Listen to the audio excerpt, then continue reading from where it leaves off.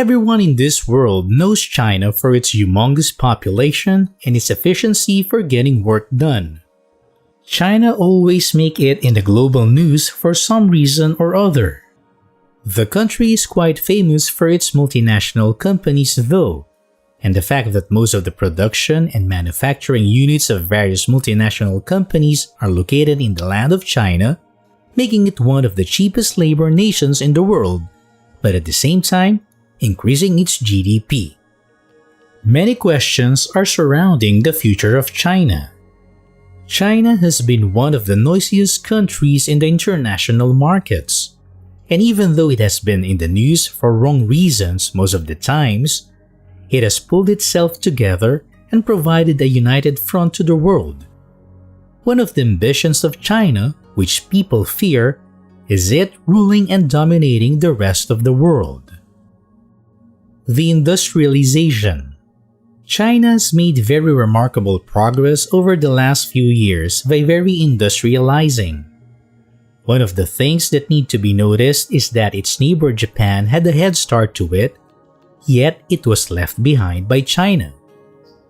Not very long ago, China was a country which didn't accept Western culture in its society. Chinese people wanted stability, and they thought that introducing Western culture in their country would deprive them of it. But Britain had its plans. It tried to open up China to the international markets with the help of opium wars. China was also the country of cheap labor. The people were poverty-stricken, and the number was enlarged owing to its huge population. The manual labor of China was estimated to be cheaper than automating the production with the help of machines. And after a while, 1860 to 1920, when Britain forced open the gates of China, China still didn't welcome or embrace the changes that Englishmen introduced. China didn't want their economic system to become the same as the Western. China finally understood that they would have to accept it after the trauma of the Japanese occupation and civil war with the nationalists. But since 1980, China's will to convert into a modern industrialized country has been meteoric. It has been done at far more speed than Europe or America.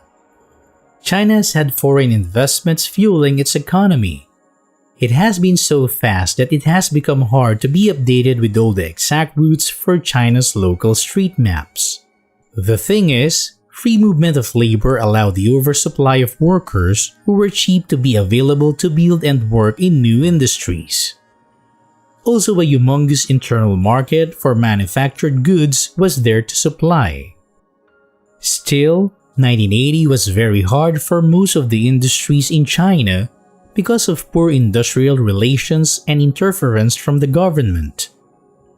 But after that period, the stock markets of China allowed capital to flow into the economy. Even though it was all internal, it made the conditions favorable for the companies there. And now China has the highest percentage of GDP in the whole world. It has skyrocketed its progress and become one of the most powerful manufacturing countries in the world. Foreign policies. One of the biggest talk issues in today's world is what will China do next? It has gained a fair share of dominance over the world through some of its exemplary qualities. But the question is, will China stay within its borders? Or will it try to gain more dominance over other countries? Well, according to most of the experts and commentators, China does not have any interest outside its walls for foreign adventures. Yet, its neighboring countries have their concerns. China is building such a trade network that will become the center of the world. It is building trading blocks for other nations so that it can be the powerful force in the cultural and financial terms of the network. Also, the Chinese language and currency are likely to become the standards for the region in East Asia. As it turns out, Japan is most troubled by the development of China. China's other neighbor countries have turned to China whenever they needed help. but Japan has always counted on US. China's bad relationship with Japan is much worse than that with the US.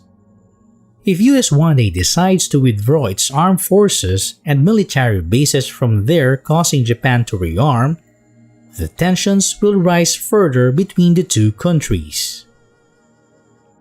The Armed Forces. China is the biggest army in the world. It had around 2.2 million personnel serving the armed forces of China in 2011. And even then, the expenditure is much less as compared to other nations owing to the large population it has. Military expenditure per head has been estimated at around $106 only per capita, which is far below the world average. Also, it is ranked at number 4 in the list for top nuclear power countries, with around 250 missiles behind Russia, US, and France. The Chinese armed forces focus more on their technology. The soft power. It is obvious that with the wealth of the country rising, the soft power of it will rise simultaneously too. China has been one of the best performing countries in the recent editions of Olympics. It has also brought in Western sports such as Formula 1 car racing and launched their annual race at Shanghai for the same. It has also become very influential as a film-producing country, with many of the stars being signed up by Hollywood too. The Western societies are trying to win over the Chinese people with their movies. But one of the most important things in China is its culture. The culture of Chinese people makes them feel the need of belonging to a clan. That is why most of the Chinese families have very strong foundations. That is why human rights in China are a very big thing. Chinese people take care of each other, and by the rate they are producing world-class products and technologies, it is hardly any time left for it to become the most powerful country in the world.